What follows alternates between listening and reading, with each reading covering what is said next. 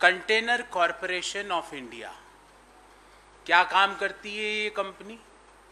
ये company dry ports manage करती है, कंटेनर्स के माध्यम से एक जगह से दूसरे जगह माल का हस्तांतरण करती है। और ये कंपनी एक नवरत्ना कंपनी है। इस कंपनी का डिसइन्वेस्टमेंट करने का निर्णय भारत सरकार ने लिया। पहले मैं आगे बढ़ूं उससे पहले इस कंपनी के 2-3 स्टैटिस्टिक्स आपके सामने रखना चाहता हूं। 1989 में इस कंपनी का बिजनेस स्टार्ट होता है। इस कंपनी के पास 60 इनलैंड कंटेनर डिपोज हैं। इनलैंड कंटेनर डिपोज मतलब जहाँ पे जैसे एक तुगलकाबाद में है, जहाँ पे आपके पास में एक जगह है, एक ज़मीन है जो किससे मिली है उसके बारे में विस्तार से चर्चा करेंगे। ये आज की तारीख में इसके पास 60 इनलैंड कंटेनर डिपो है। इस वर्ष मौजूदा फाइनेंशियल ईयर 2021 में इस कंपनी का नेट प्रॉफिट रहा 503 करोड़ रुपया। नेट प्रॉफिट, लॉस में नहीं है। और इससे पहले के भी कंटिन्यूअसली प्रॉफिट मेकिंग कंपनी है। हर साल दर साल ये कंपनी प्रॉफिट दिखा रही है। हर साल दर साल ये कंपनी डिविडेंड्स डिक्लेयर कर रही है। ये कंपनी लॉस मेकिंग नहीं है। मौजूदा वित्तीय वर्ष 2020-21 में इस कंपनी ने 304 करोड़ का डिविडेंड डिक्लेयर किया और इस कंपनी का 54.8% हिस्सा भारत सरकार के पास है। 54.8% of shareholding is with Government of India and 45.2 is with other entities including private people, including financial institutions. ये इसकी शेयर होल्डिंग पैटर्न है। इस कंपनी की मौजूदा मार्केट कैप है लगभग 40,000 करोड़। ये इसकी वैल्यूएशन है शेयर मार्केट में 2020-21 में जो डाटा आया उसके हिसाब से। अब सरकार ने यह निर्णय लिया कि वो अपनी 54.8% जो हिस्सा है कॉनकर का, उसमें से 30.8% हिस्सा एक प्राइवेट पार्टी को डिसइन्वेस्ट करेगी और इसको इस कंपनी का स्ट्रेटेजिक कंट्रोल दे दिया जाएगा। ये सरकार ने निर्णय लिया। अब निर्णय लेने के बाद सुनिए, ये कंपनी कहाँ ऑपरेट करती है? हजारों एकड़ की जमीन इस कंपनी के पास कहां पर है? रेलवे साइड के आसपास। देश के 60 इनलैंड कंटेनर डिपो में से 24 इनलैंड कंटेनर डिपो किसके हैं? भारतीय रेल की जमीन पर। और भारतीय रेल 2020 से लीज लेती है 6% of market value of land per year lease लेती है इनसे। अब क्या प्रपोजल आ रहा है? क्या सरकार सोच रही है कि इस लीज को 6% को 2 से 3% कर दिया जाए। ये मैं नहीं बोल रहा, ये भारत सरकार का प्रपोजल है जो उनकी सोच है। और ये सोच कह रही है कि पहले लीज होती थी 5 वर्ष की, अब लीज दे दी जाए 35 साल की। आप समझिए, आप पूरा, अभी इस कंपनी में और भी कई लोग आने वाले हैं और कौन कौन आने वाले हैं आपका अंदाजा बिल्कुल सही है। 35 साल की लीज 2 से 3 पर 6% की लीज को 2 से 3% पे कर दिया गया। मैं आपके सामने ये रेलवे बोर्ड का लेटर भी लेके आया हूं जिसमें लिखा गया है कि 1/4/2020 से ये कंपनी पर 6% लीज रहेगा। ये मैं आपको एनेक्शन में रेलवे बोर्ड का लेटर देने वाला हूं। और अब सोच ये हो रही है कि ये 6% जो लीज ली जाती थी उसको 2 से 3% कर दिया जाए और जो लीज पीरियड 5 वर्ष था उसको 35 वर्ष कर दिया जाए। और तो और 99% जो 35 साल की लीज है उसको अपफ्रंट ले लिया जाए। अर्थात क्या होगा इसके द्वारा? 99% जो लीज वैल्यू अपफ्रंट भारत सरकार की जो मिनिस्ट्री ऑफ रेलवे अपनी जमीन के ऊपर लेगी, तो उससे इस कंपनी को लगभग 7,000 से 8,000 करोड़ का पेमेंट करना पड़ेगा। इस कंपनी के पास 2,500 करोड़ के तो कैश रिजर्व्स है, पर 3.5 से 4,000 करोड़ वो लोन लेगी। अभी ध्यान रहे, इस कंपनी के पास 1 रुपए का भी लोन नहीं है। अभी डेट फ्री कंपनी है, प्रॉफिट मेकिंग कंपनी है, कंसिस्टेंटली डिविडेंड पेइंग कंपनी है।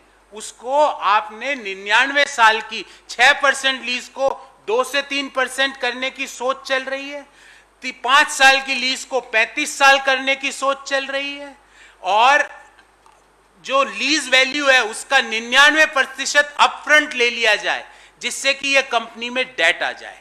अब आप समझिए, एक एक सवाल मैं पूछता हूं, और 5 सवाल और 5 मुद्दे हैं इस प्रियम्बल के साथ।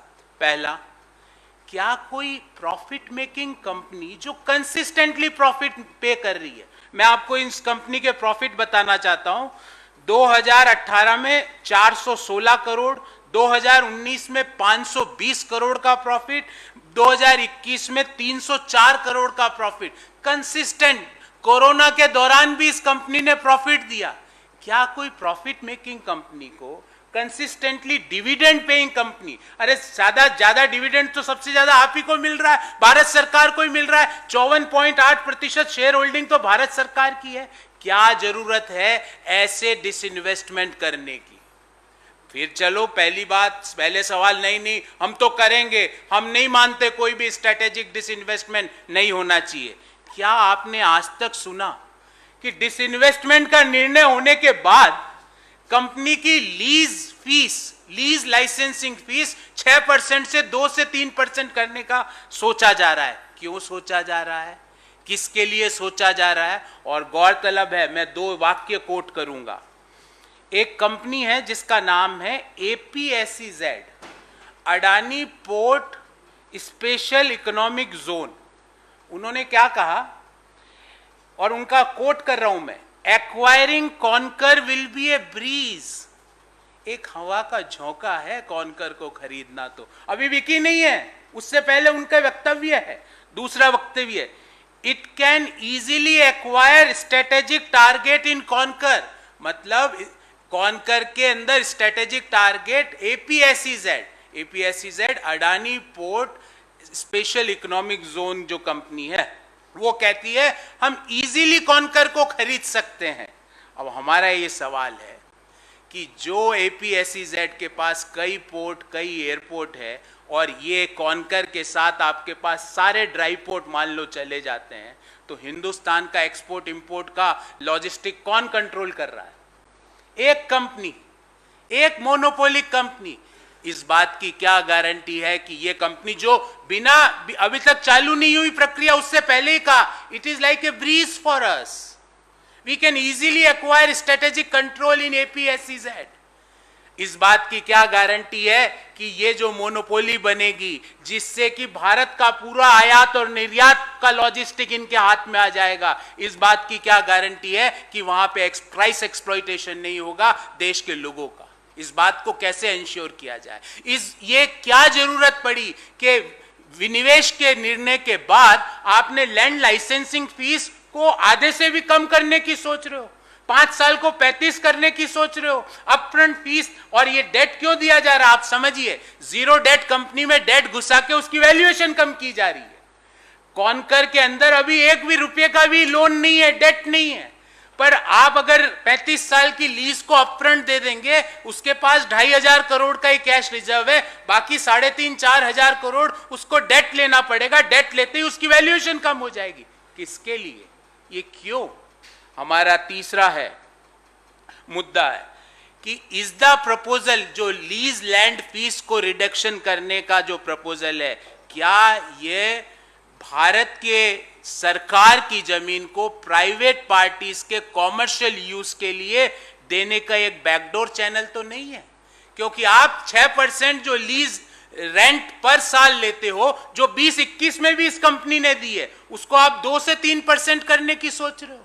हमारा चौथा सवाल है, और ये बहुत महत्वपूर्ण सवाल है, ये जमीन किसकी है जहां पे कॉनकर के ICDs बने हुए हैं, इनलैंड कंटेनर डिपोज? ये जमीन है भारत के किसानों की।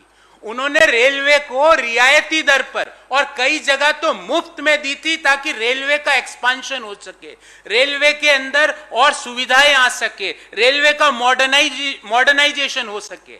अब अगर रेलवे उस जमीन को यूज नहीं कर रहा है, तो क्या उन भारत के किसानों को वो जमीन वापस नहीं लौटानी चाहिए?